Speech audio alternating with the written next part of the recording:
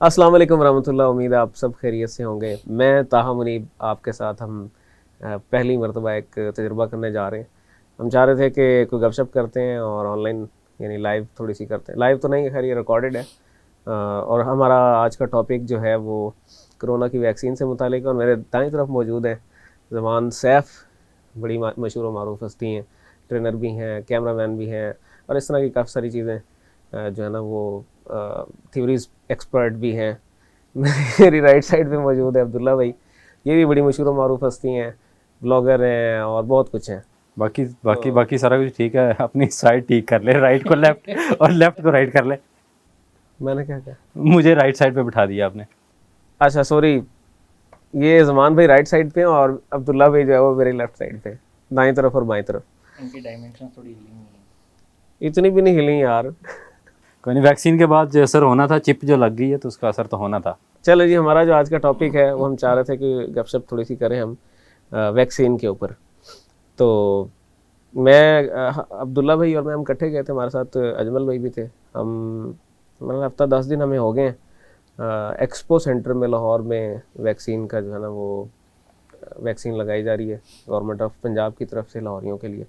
मेरा ये ख्याल है कि पाकिस्तान का मेरा ख्याल सबसे बड़ा सेंटर उन्होंने सेंटर बनाया जहाँ पे हम गए हैं। और सिवाय एक भाई के हमारे जिसका थोड़ा सा टाइम का ज़्यादा मसला बना है, बाकी हमें तो कोई ज़्यादा वक्त नहीं लगा, 2 मिनट भी नहीं लगे और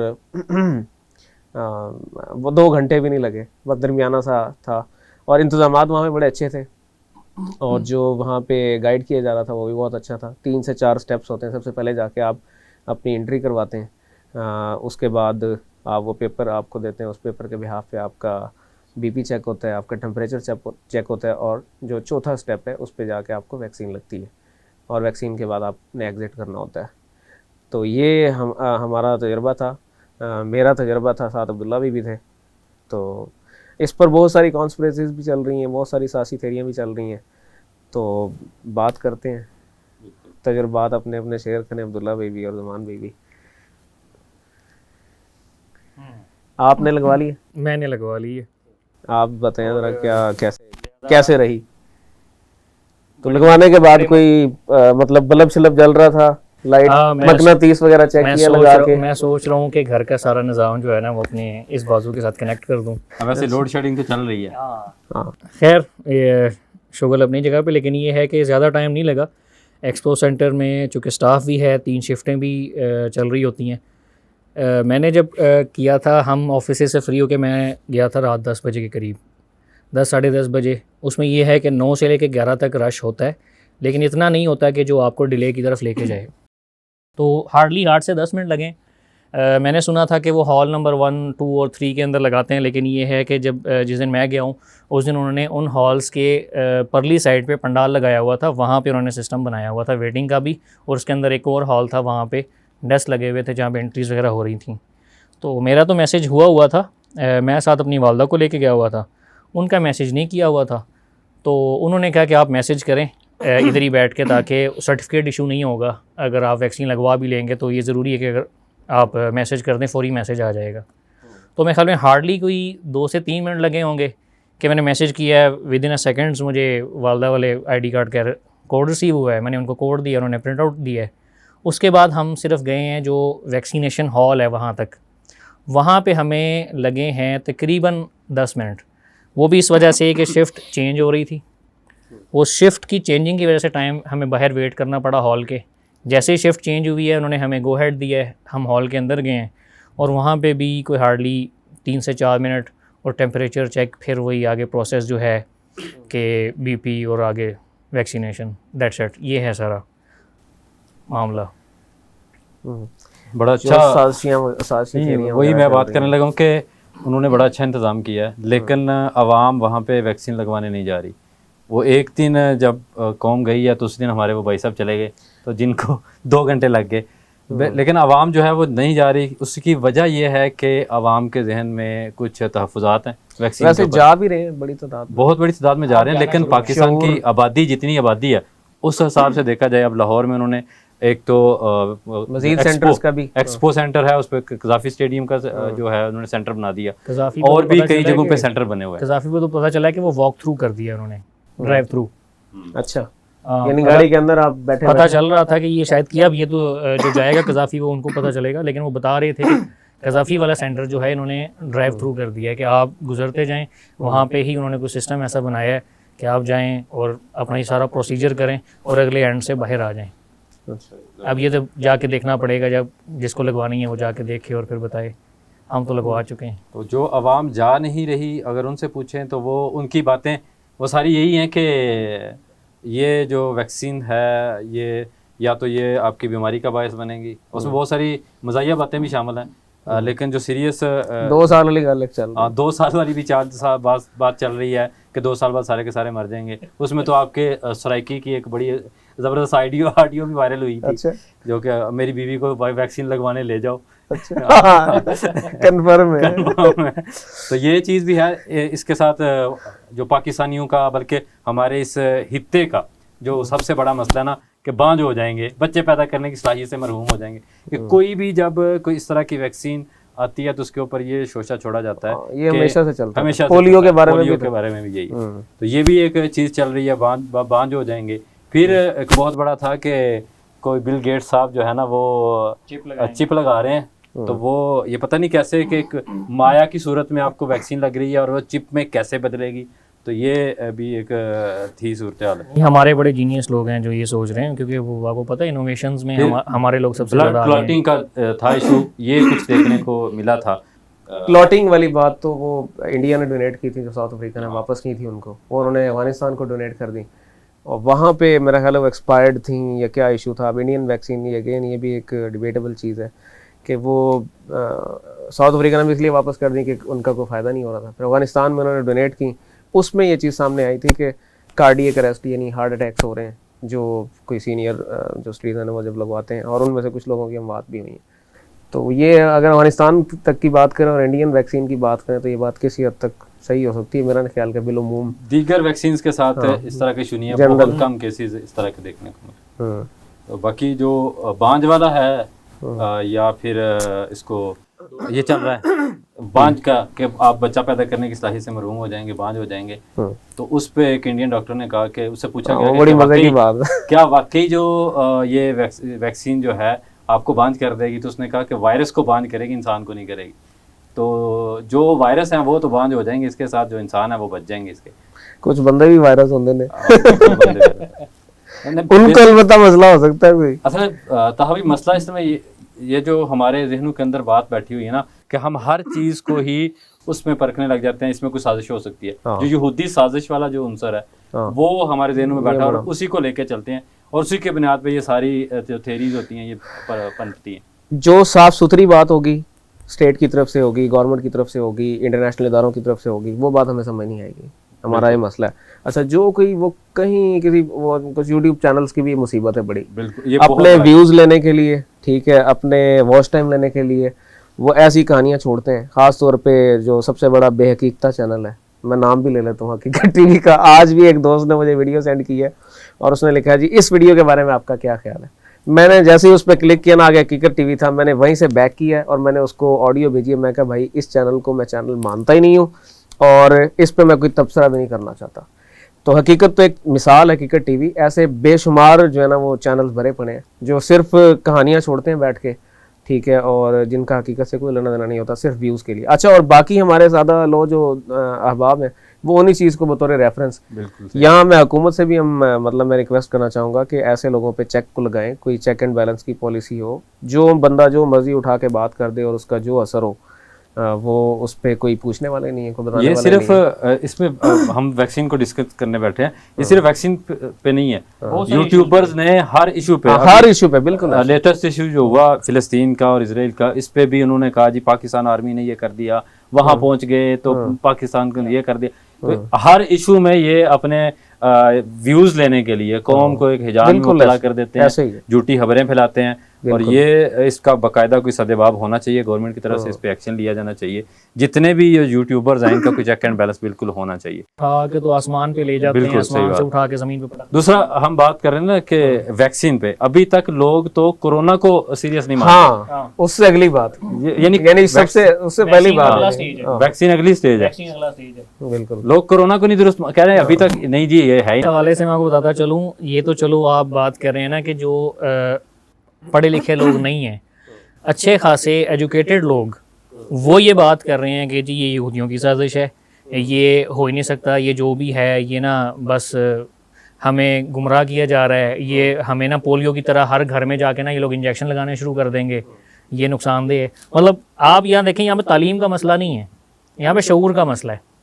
सही बात। एजुकेटेड लोग भी ये बातें कर रहे हैं, तो फिर तो पीछे मतलब टीचर्स इवन जैसे आप वो एक मिसाल दे रहे थे कि हमारे एक दोस्त हैं, वो गए डॉक्टर की मिसाल के, वो अपनी वालदा को लेके गए तो वहाँ पे इंजेक्शन लगवाने, तो डॉक्टर साहब जो हैं वो खुद बुराइयां कर रहे हैं। ऑन ड्यूटी डॉक्टर कह रहा है कि मैंने नहीं लगवाई, मतलब आप अंदाजा कर लो। अच्छा, जो अम्मा भाई की हमारी मतलब हमारी वो भी अम्मा ही लगी, वो जो घर से लड़ झगड़ के आई थी कि तुम मुझे क्यों जबरदस्ती लेके जा रहे हो, तो अब देख लो डॉक्टर भी उसी बात की तस्दीक कर रहा है कि नहीं। अच्छा, मैं तो समझता हूँ कि मतलब ऐसे डॉक्टर्स का भी जो है ना कोई सद्देबाब हो, ऐसे डॉक्टर्स की भी को पकड़ो। बिल्कुल, हमने यूट्यूबर्स की बात की है ना, तो ओवरऑल ही हमारी सारी की सारी कौम ही इस पे इसमें तो कोई कहानियां करने में मजबूर।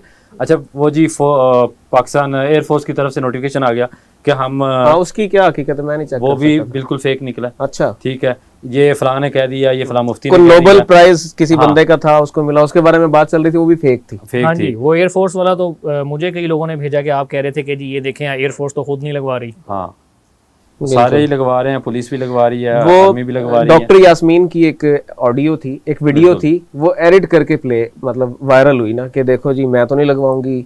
वो असल में उसका जो असल कॉन्टेक्स्ट था वो और था, वो ये था कि तरतीब में पहले बुजुर्गों को लगेगी, फिर बाद में दूसरों तीसरों को। बेसिकली चस्का है लाइक्स का, यानी इस पे तो ज्यादा से वैसे बात हो सकती है। चस्का तो खैर उनको तो यूट्यूबर्स को तो इस चीज का चस्का है ना कि लाइक्स व्यूज मिलेंगे, जो अवाम को चस्का है वो किस बात का है, वो सस्पेंस का, और जो है ना मतलब कोई नई बात मेरे को मतलब नवी गल है। हाँ बिल्कुल, ये एक चस्का। मतलब इनको लगता है कि जो स्टेट लेवल पे बंदा बैठा है, ये प्राइम मिनिस्टर है, मतलब उसको नहीं पता, या जो पूरी काबीना कैबिनेट बैठ के डिसीजंस लेती है उनको नहीं पता, डॉक्टर्स बैठे हैं वो रिसर्च करें उनको नहीं पता, हम जो है ना घरों में बैठ के, ख़ास तौर पे वो जो गाँव में ना हवेलियों में 4-5 बाबे बैठे होते हैं हुक्का लेके, वो जो कंस्पिरेसी थ्योरी फेंकते हैं ना, पूरे मुल्क का फैसला वो कर रहे होते हैं बैठ के। अब तो खैर 4G की बरकत से पिंडों में और देहातों में भी हर जगह बिल्कुल, पहले ये होता था शहरों से हम जाते थे गांव में तो लोग पूछते थे हाँ जी क्या हालात चल रहे हैं, अब वो कहते हैं भाई जरा सब्र करो, हम तुम्हें बताते हैं कि क्या चल रहा है, हकीकत पे फिल्म बात आई है, रेफरेंस हकीकत टीवी। हमने देखा वो फलां यूट्यूबर तो ये कह रहा था, वो तो ये यानी अगली बात होती है। तो ज़मान भाई ने बात किया पोलियो पे, यानी पोलियो के वाले से मिसाल दी, तो पोलियो का भी यही मसला है, अभी तक वैक्सीन हम लगवा रहे हैं बच्चों को हमारे, लेकिन वो कल आए हुए थे ना, कल हमने दोबारा ये लगवाई है, हर महीने 1.5-2 बाद, लेकिन उसका भी मसला यही है, अभी तक भी वो कॉन्स्पिरेसी थियरी बनी हुई है उसमें भी के मुसलमानों की नस्ल बांझ करने का और मुस्लिम नस्ल कुशी की, और मुसलमानों की आबादी मुसलसल माशाल्लाह से बढ़ती जा रही है।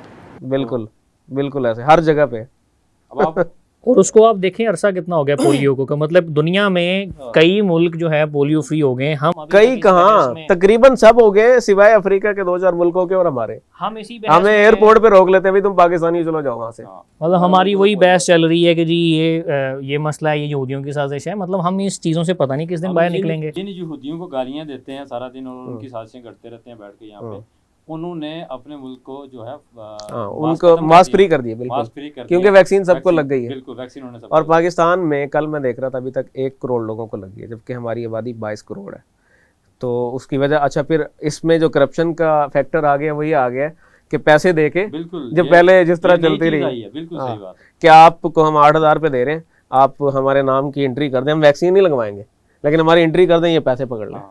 तो इस पर भी अब चूंकि ये बात आई है, और मेरे दोस्त भी यहाँ पे काम कर रहे हैं एक जगह पे वैक्सीन सेंटर पे, तो वो भी ये कह रहे हैं कि हमें बाकायदा लोग आके कहते हैं यार ये तुम जो है ना पैसे ले लो और हमारे नाम की एंट्री कर दो, फेक एंट्री कर दो। गवर्नमेंट उस पर थोड़ी सी संजीदा हो रही है कि सिम कार्ड बंद करने की तजवीज़ आई है उनका, इस पे वैसे टेंशन हुई है थोड़ी सी, हाँ, लोगों को टेंशन हुई है, होनी भी चाहिए।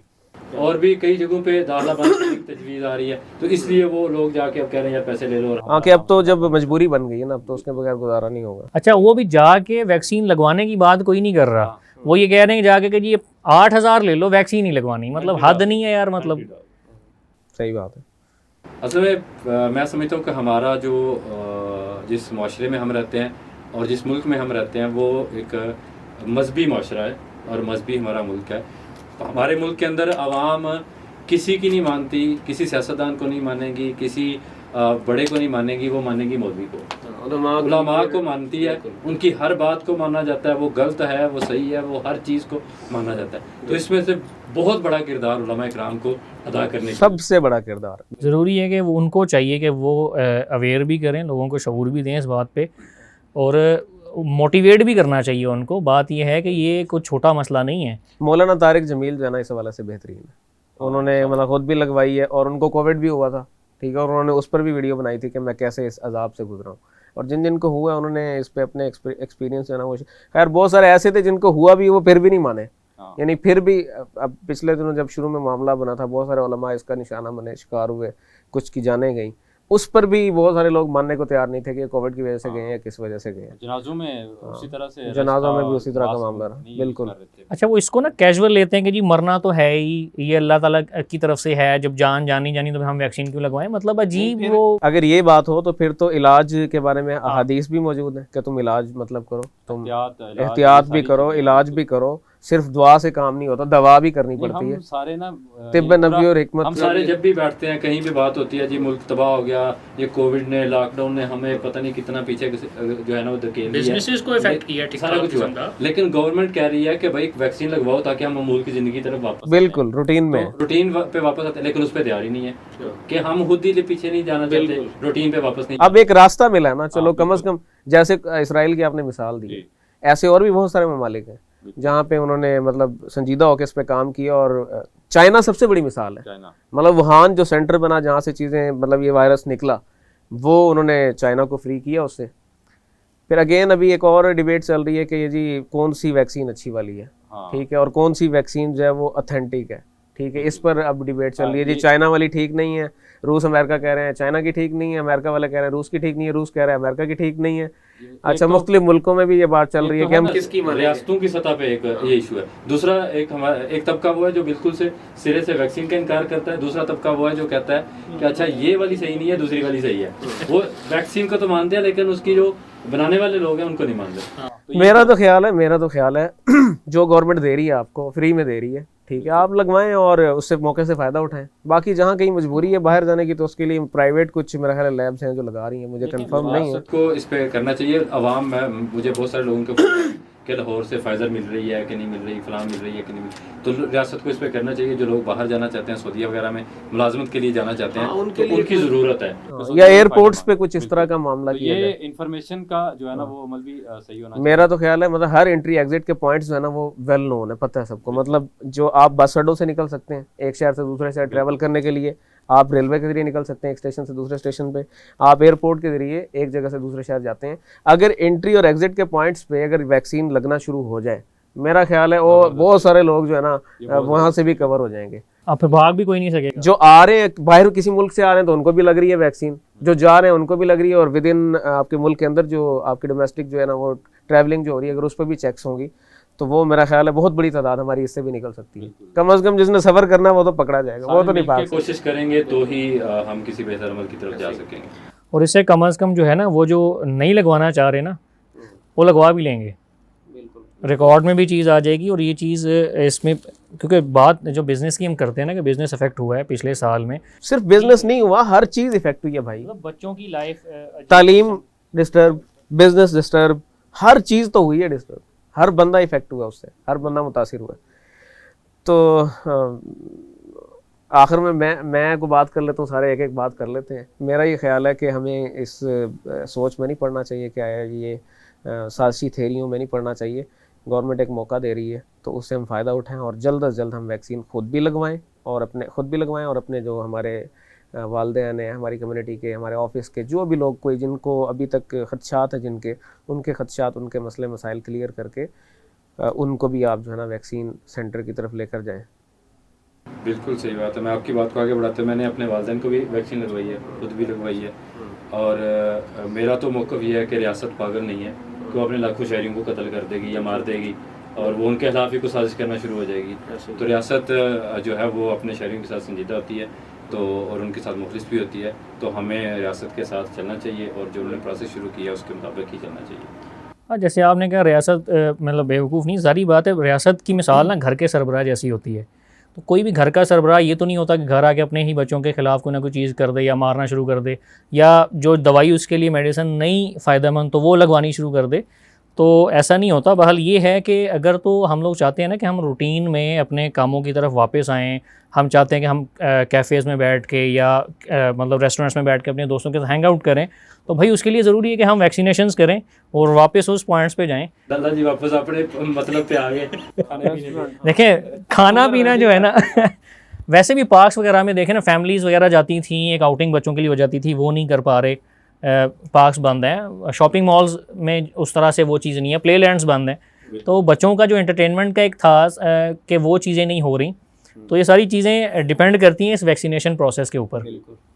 तो जहाँ ये हमारा अपनी जान बचाने के लिए ज़ाती फ्रीज़ा है, यानी हमारी जान के लिए, हमारी ज़ात के लिए, जहाँ ये वहीं हमारे कौमी सतह पे, मिली सतह पे भी हम सब की ज़िम्मेदारी है। और सबसे बढ़ के इस्लाम भी हमें ये इस बात की नसीहत करता है, इस्लाम भी हमें इस बात की हिदायत करता है कि यानी तुम में से बेहतर वो है जिसने इंसानियत की, जिसने एक इंसान, यानी ये भी बात आती है कि जिसने एक इंसान की जान बचाई हुआ है उसने सारी इंसानियत की जान बचाई। तो यहाँ तो बहुत सारे लोगों की जानें रिस्क पे हैं।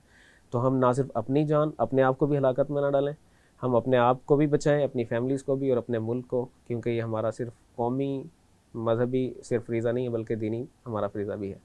तो अब तक के लिए इतना ही। आपकी हम कीमती राय जो है ना वो उसके लिए हम मतलब आपके फीडबैक के हम मुंतज़िर हैं। आप अपना फीडबैक देंगे, इंशाअल्लाह ताला जल्द किसी नए टॉपिक के साथ आपके साथ दोबारा मुलाकात करते हैं। अब तक के लिए इतना ही। बहुत शुक्रिया। अल्लाह हाफ़िज़।